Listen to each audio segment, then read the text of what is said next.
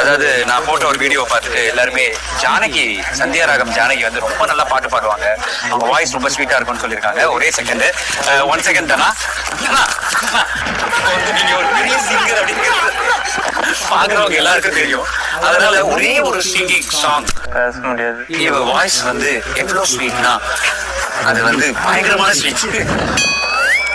எந்த ஸ்வீட்?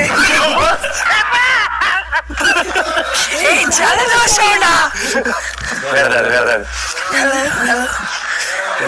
ஒரே ஒரு பாட்டு. என்ன பாட்டு?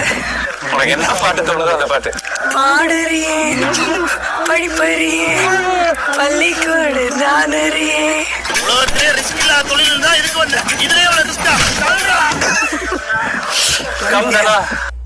எப்படி எஸ்கேப் ஆகலான்னு பார்ப்போம். வெக்கப்படுறான் அவன்.